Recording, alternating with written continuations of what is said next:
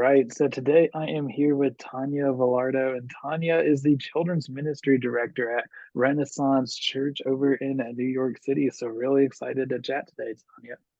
Yeah, thanks for having me. I'm excited to chat too. Absolutely. I'm curious, like, what called you into ministry, and how did you find your way to Renaissance Church? Mhm. Yeah, I grew up as a child of children's ministry leaders. Mhm. My parents were in full-time vocational children's ministry, and so I grew up just being around it, serving with them, being a part of the family, and then also as I got to become an adult and or a teenager and go into college, I had a heart for it personally and made choices Mhm. to serve, whether it be during my summer vacation or during the school year. And so I saw it in action. I saw my parents, what drove them. I saw their love for it. I saw their desire to have children come to know the Lord and walk with Him and build a personal relationship Mhm. with Him. And so all of that impacted me. Of course, as a children's ministry child, a missionary kid, it was, I'm going to do something different. But the Lord kept bringing me back and began to see that, no, Mhm. this is really where my heart is. And I've had a heart for places where there was something to grow, a place where there was opportunity for ministry to develop. And that took me to Eastern Europe.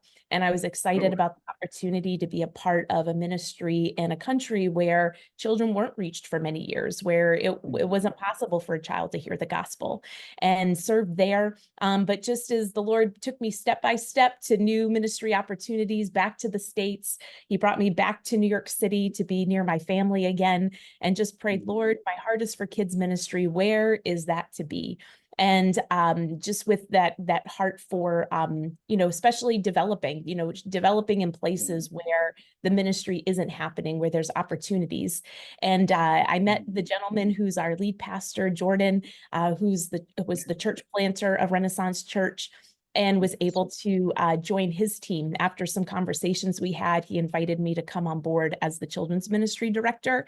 And at first was for 6 months, can you come on, help us get set up? It was a brand new church. So when we had that Mhm. first talk, it was that idea of, oh, there's nothing. Like, I have this heart for kids ministry, but there's nothing. So how do I even start when you don't know how many kids you have, their ages, who's going to come?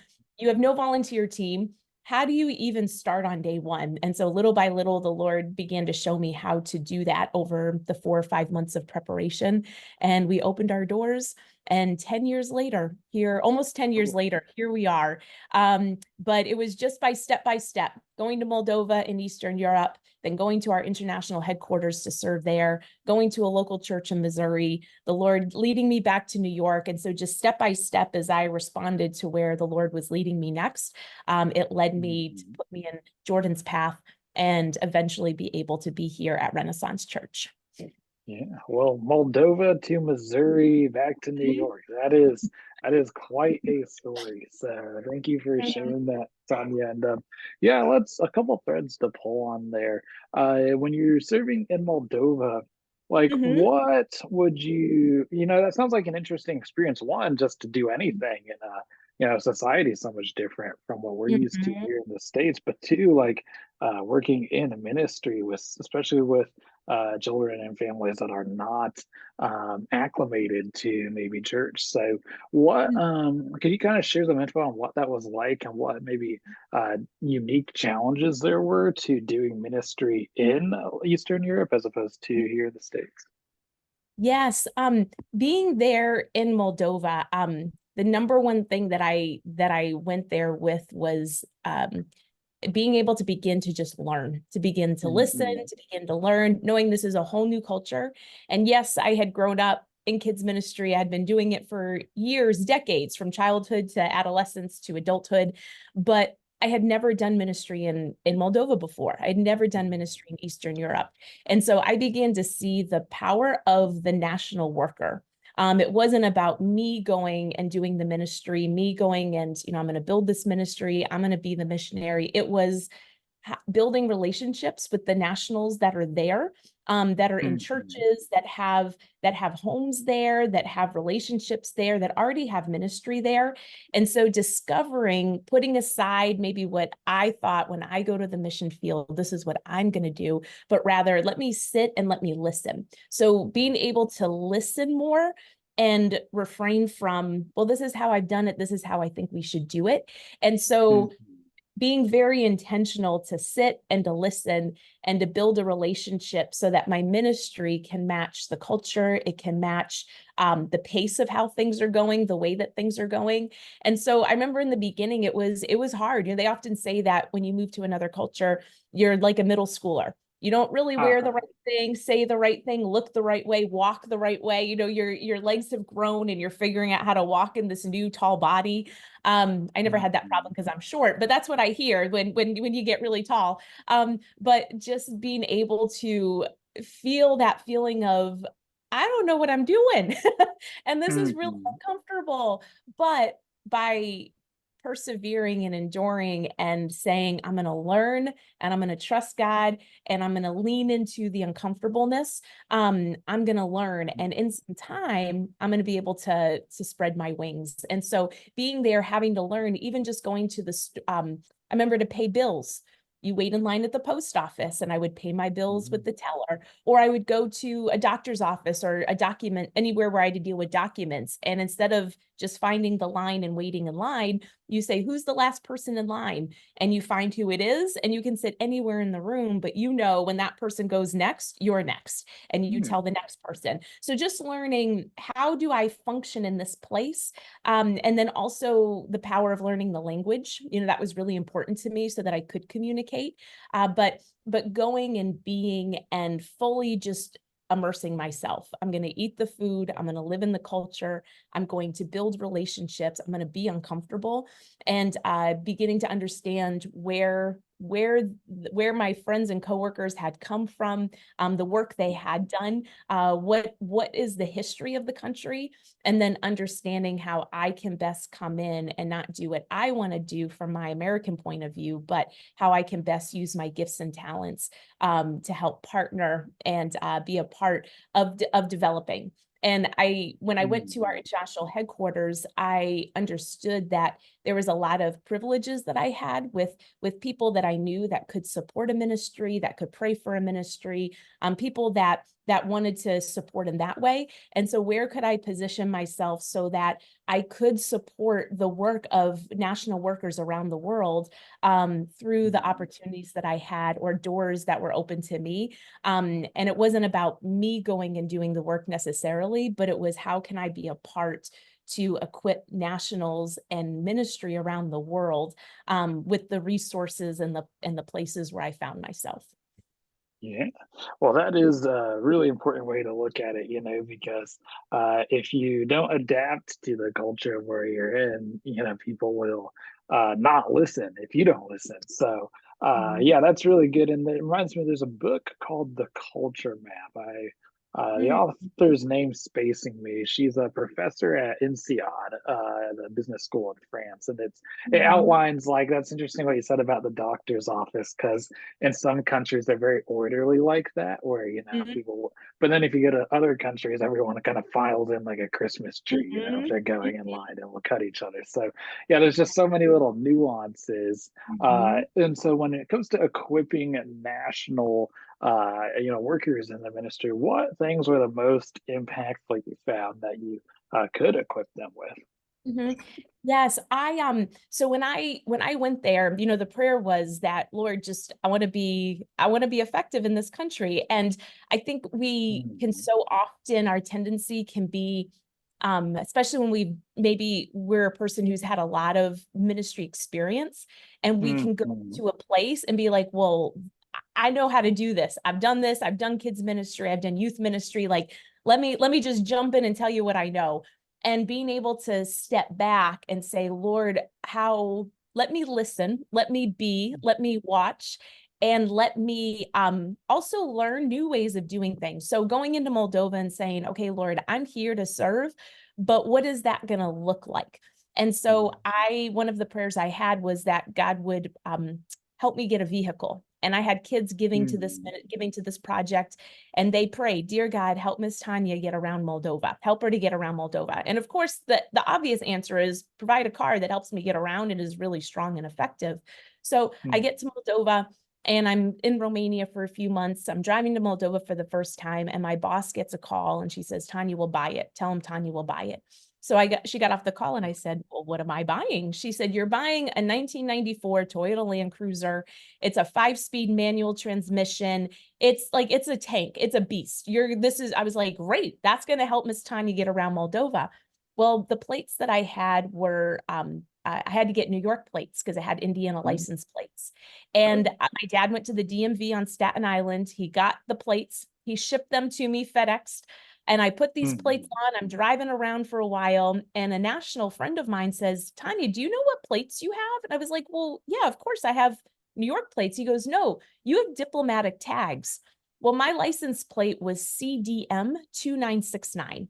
The only mhm, vehicles in Moldova and in that area, I think in all of Europe, that begin with CD are diplomatic vehicles. Corpus Diplomatic is what it stood for. And people mm, thought, well, the US Embassy said this car is going to Moldova, so we'll put an M on it, Corpus Diplomatic Moldova. So I would drive around Moldova by myself with these tags, and people thought I was a diplomat. I would cross mm, borders and I was waved through the diplomatic line. I would get stopped by police for police checks. They'd let me go. I'm so sorry. We shouldn't have done this. You're a diplomat.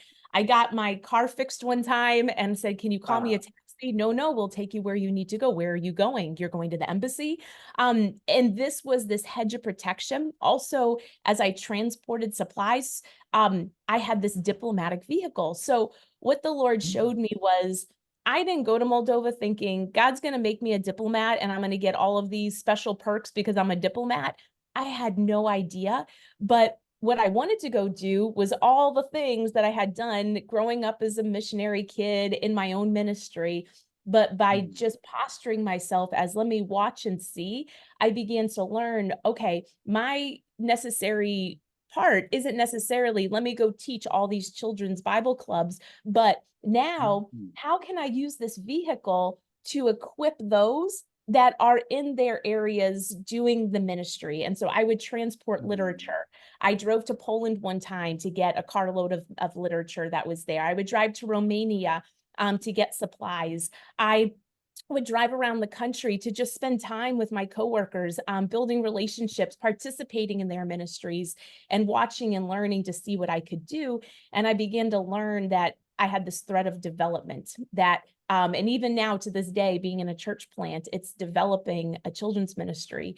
And so once I saw that, it was like, okay, what can I do in the form of development where my heart may be to teach a weekly Bible club to children, but let me set that aside and do the thing where God has placed mm, me. But it took a lot of tears. It took a lot of figuring it out. It took a lot of feeling very awkward, and feeling like I I couldn't win because I had to learn and I had to mm. fall, but I had to get back up again. And once I got through that, then the Lord was like, this is what I have for you. And so I want you to step in this and thrive in these areas. Yeah, absolutely. Wow, that is something, it's like God not only gave you a car, he gave you a diplomatic license plate. So Mhm. yeah, when it rains it pours there. So that is Mhm. awesome to hear. So yeah, well that's amazing. And it really kind of goes to show how you can lean in and make the most of things there. And I Mhm. also want to go back to you mentioned you joined the Renaissance team around Mhm. a decade ago as you were a church plant. And so, being a church plant, especially in a very like a huge metro, New York City, like there's a lot going on, and you all have, been there a whole decade now. So I'm curious, like, what do you think was most important to launching and maintaining that success? Because Mhm. I mean, it's hard to launch something, but it's really hard to like keep it going. So, what do you think contributed the most to y'all being around for so long? Mhm. Yes, there's a couple of things. The number one thing is to have the full support and vision of Mhm. the lead Mhm. pastor.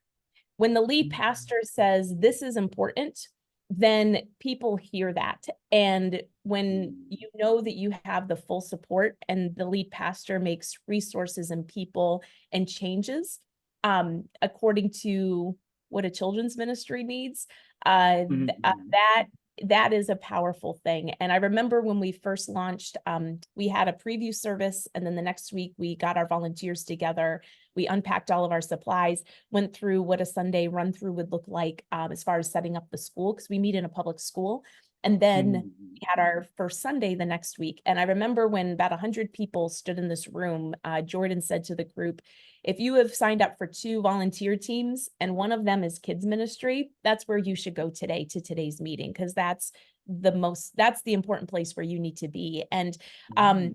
in that, he would often say, if I preach an amazing sermon, but something happens in our kids ministry, like that's not a win. If I preach an okay Mhm. sermon, but our kids ministry just like knocks it out of the park, that's the best Sunday we could ask for. So hearing Mhm. words like that puts vision and purpose and value on our children's ministry. And so Mhm. that has been a message he has shared over the last 10 years. And that's why we are in the place where we are today. I believe why God has blessed us with volunteers and families.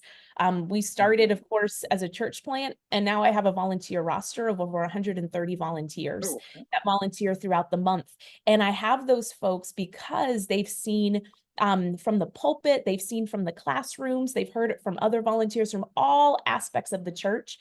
They've heard that this children's ministry is valuable and what we're doing here Mhm. has purpose.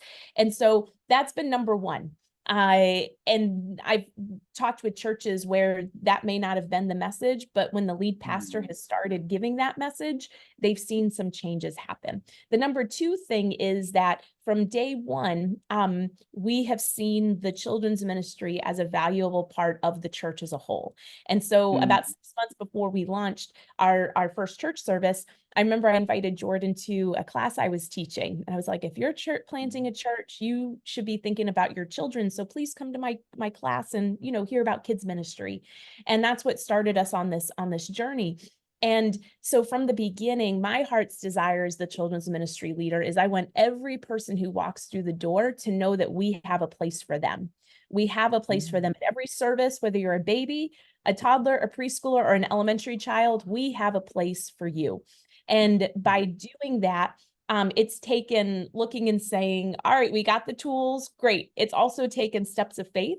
So I've realized that our elementary group was really too big and we needed to go from 2 rooms to 3 rooms.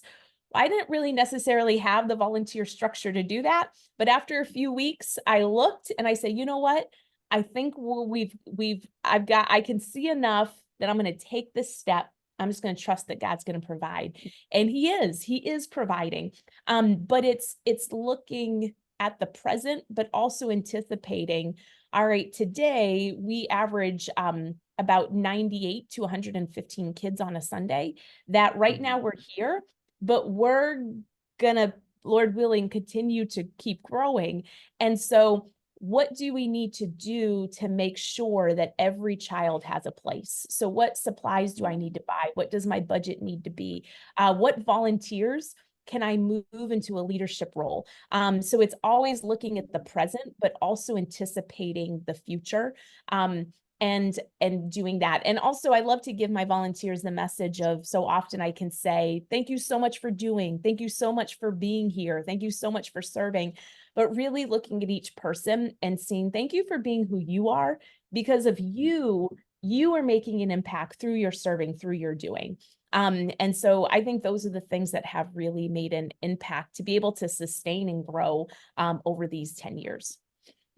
Yeah, wow, that is very important. And I like how, from the get-go, it sounds like Jordan, your lead pastor, was very, very supportive and behind the effort in kids ministry. So yeah, it's like, you get what you prioritize there, and that is outstanding to hear. Also, you mentioned you have a roster of volunteers, so that's spectacular, and it's always a priority for Kidsmen leaders. So I'm curious, like, what ways have you found that help the most when it comes to both recruiting and retaining Mhm. volunteers?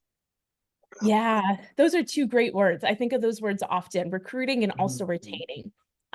Recruiting, I found that of course, you've got from the stage, you have from the website, from emails, things like that, the verbal ask. And that's been huge. Mhm. One of the times that the ask from the stage was powerful was when we started doing ratios. We got to the point where we had Mhm. to say, okay, we have to cap our rooms. And of course, no kids ministry wants to turn away kids. Absolutely, that's the last thing you want to do. But for safety for our kids, and also saying, if I continue to put my volunteers in a space where it is chaotic and it's not safe and it's overrun by children to adults, I'm going to Mhm. lose my volunteers. And so you do it for a lot of different reasons. But when we announced to the church that we had to close a classroom, I had 12 to 15 people that came to see me after service, and most of them are still Mm. serving 6 months later on the Oh, ministry. So when the actual need is presented, where people see the reality of, "Whoa, they just closed a room. I can help." That's been powerful. So there is the group that is a powerful ask when you do it in a mhm. big way, but also the other ask that's so powerful is the individual ask. So one of my favorite books on volunteering and recruiting volunteers is Stop Recruiting, Start Retaining. And it's an Mm. amazing book. Amazing book. Nice. Stop recruiting, start retaining. And what it is it's that zero recruitment policy where Mm. you want to stop having to recruit, but you're retaining. And one of the ways you can retain is the people on your team bringing a friend, bringing a family member. So instead of the church recruitment fair, you've got individuals that are Mm. bringing people through your doors. I often will go through my Mm. roster of volunteers and say, okay, Lord, I need this person. Help me figure out who that is. And I'll just read each Mm. name or I'll think about each name. I used to work retail, starting out in a church plant. Yep. There was that dual vocation. Yep. So I would stand on the sales floor and I would say, okay, Lord, I need somebody in this position. And I would just go through mentally on the sales floor. And I remember one volunteer came to mind, and here we are 6 years later, and she's still serving in that same position that the next day we met at Sure. lunch to talk about. So the personal ask is really powerful. Also, to the balance of, I'm not going to say no for my volunteers. So we can say, Mm. I don't want to ask too much. And we as leaders need to make sure we have those boundaries, that we have things in place, but also not giving a no for a volunteer, making the Mhm. ask be known. Mhm. If someone says, I'm going to just do once a month, well, we want to honor all of that, but at the same time, like making the need known. And so it's a balance. It's a combination of all of those things, but also too, the other thing is that I found is making sure that the stories are before people. What is the impact of Mhm. your serving? I can talk about numbers all day. I can talk about needs. I can talk about supplies. But what is the impact of what you're doing? And so I've been getting testimonies from volunteers over the last few months, and they're telling me about life-changing kids, conversations with kids, getting into the word, things that children are saying. And I'm able to share, this is the impact of your serving. This is the impact of your ministry. One of my favorite quotes is, programs don't disciple people, people disciple people. And we can have the best organized programs in the world, but if we don't have the people, then those programs aren't going to do anything. Absolutely. Well, that is something to write down, highlight it, underline it. People disciple people. So, Mhm, yeah, and that really applies to everything we have talked about so far this mhm. morning, Tanya. So, thank you so much for sharing so much. And I'm curious, like, just what other advice do you have for kids ministry leaders? Yes. Um, I would one of the biggest things that I have been really challenged with the last few years and working to live out is this idea Mhm. of a gospel-centered ministry. We can have Mm, an evangelistic lesson, we can have a Bible story where we give the gospel, but what does it look like for our ministries to be gospel centered? And so mhm, as we as leaders organize our ministries, to have to organize it with the gospel in mind. From the moment that the greeters are part of that conversation, when there's behavioral situations that we have to talk about, is it about when I think about two children that had an argument in the class one day, the idea that your friendship has been broken, you have a divide, and that's what it looks like when it comes to our relationship with God. Our mm, sin has caused this divide, but Jesus, he made it possible for that relationship to be restored, for us to be made right with God. And so even in how we do things, and challenging volunteers to think about, before they even think about how to teach the lesson, how has this gospel truth first changed me? Why am I talking about mhm, hope? Why do I have hope? And I have a prayer that I've been praying for 26 years. And if I think about that, I can lean into, man, I know what it feels like for me to have hope, that God's going to not, he's going to stop saying wait, and he's going to say yes one day. And so, what must it feel like for a child who's hoping to make a friend in their new class and just holding mhm, on, hoping that they will have a new friend? And so, thinking about that gospel change, how has it first changed me? But also, if the gospel is our end result, then that's going to impact our safety. It's going to impact that we even have kids ministry. It's going to impact our budgets. It's going to impact everything. That if we want to have that gospel change, then having that inform the decisions that we make, and even how we challenge volunteers. That will drive, hopefully, Lord willing, volunteers who will then have a desire to be a part of the gospel change in the lives of our children. absolutely. Well, I could not agree more with that, Tanya. So yeah, here's to driving gospel change, and yeah, appreciate you so much for sharing so much today. Thank you. Thank you for the opportunity. Absolutely.